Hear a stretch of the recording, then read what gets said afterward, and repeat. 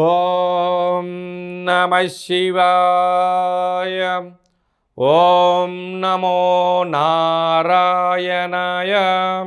ఓం చతుర్ముఖ బ్రహ్మదేవాయ నమః.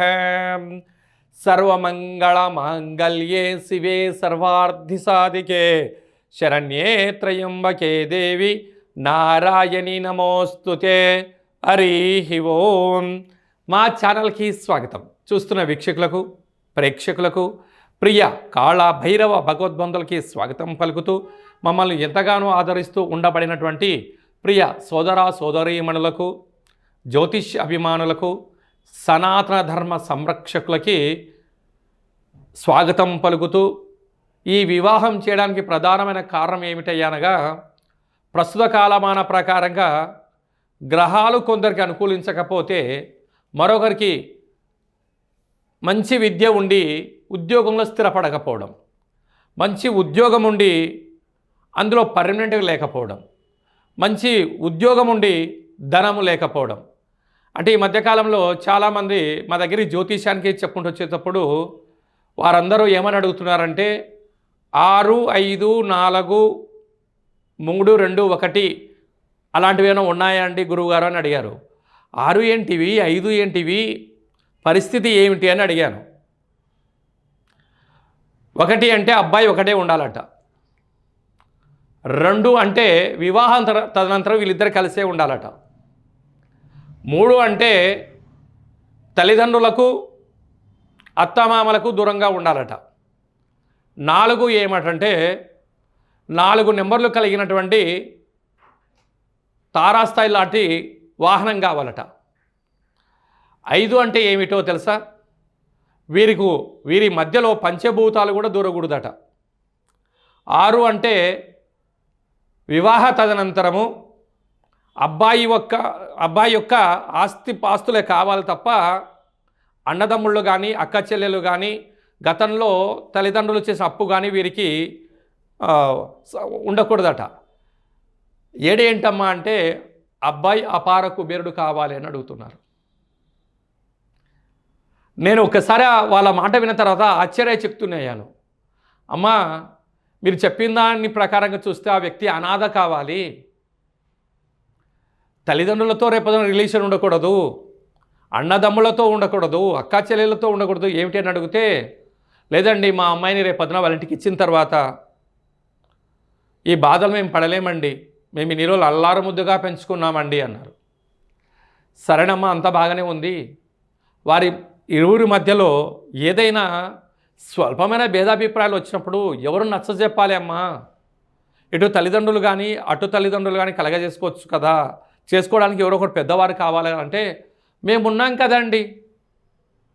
అంటే ఉండబడిన కేసులన్నీ కూడా అమ్మాయి వాళ్ళకి అనుకూలంగా ఉన్నాయి కదండి అని అన్నా నేను.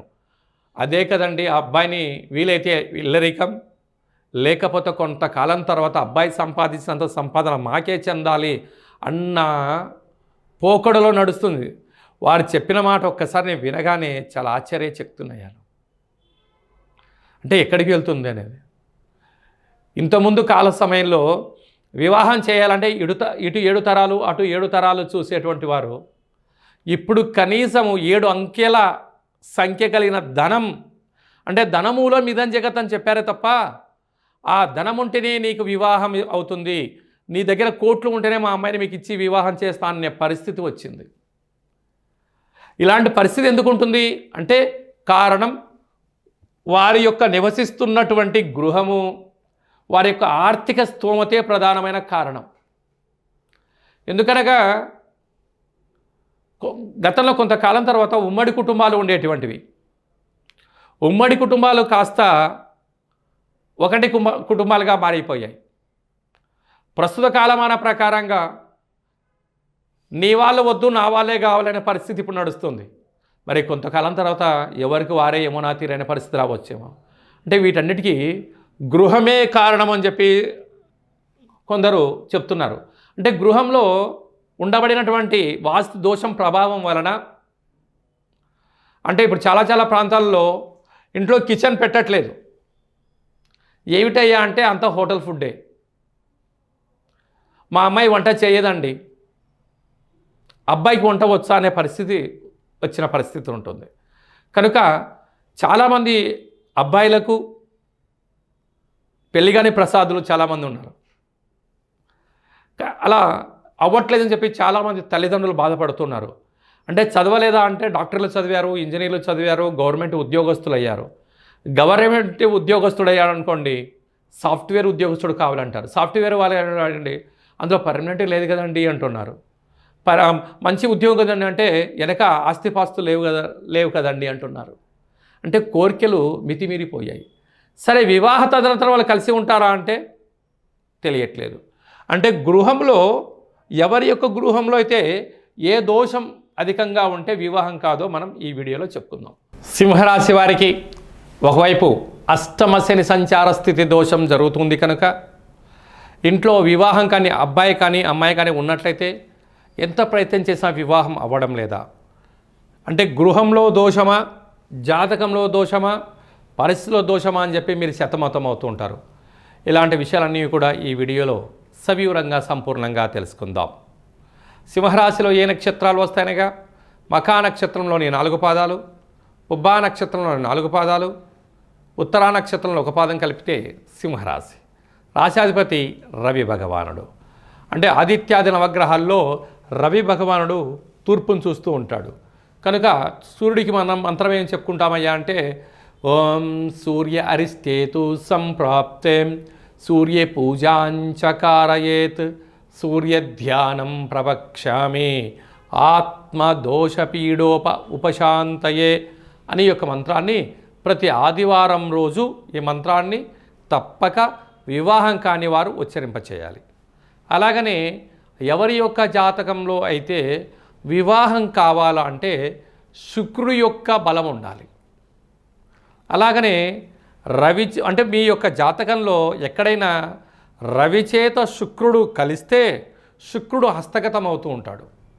ఆలస్యమైన వివాహం, అలాగా కలిసి రాకపోవడం, అలాగ వివాహమైన ఎక్కువ శాతంగా వీరికి అనేక విభేదాలు ఉంటాయి.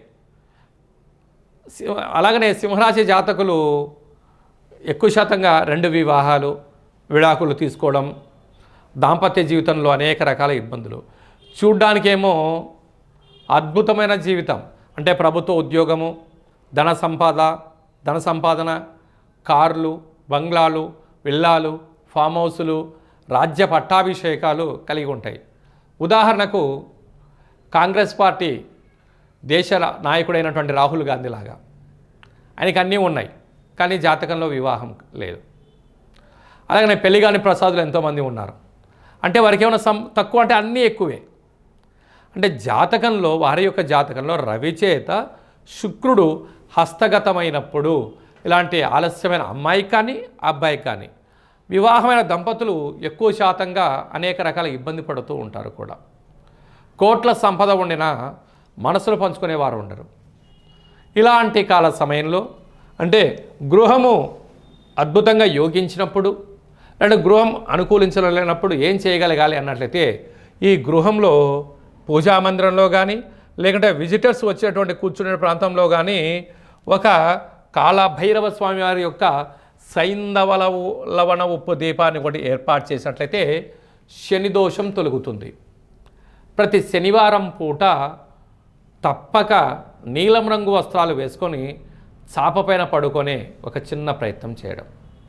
అలాగనే గృహంలో ఒక దేవేంద్రుడి యొక్క ఫోటోను యంత్రాన్ని ఏర్పాటు చేసి ఓం దేవేంద్రాణి నమస్తుభ్యం దేవేంద్ర ప్రియభామిని వివాహం ఐశ్వర్యం భోగభాగ్యం దేహిమే కురు కళ్యాణి శీఘ్రం మే దేవి సర్వదే అనే మంత్రాన్ని ప్రతి ఆదివారం రోజున శుక్రవారం పూట 27 సార్లు ఉచ్చరింపచేసినట్లయితే వద్దన్న వివాహం అవుతుంది.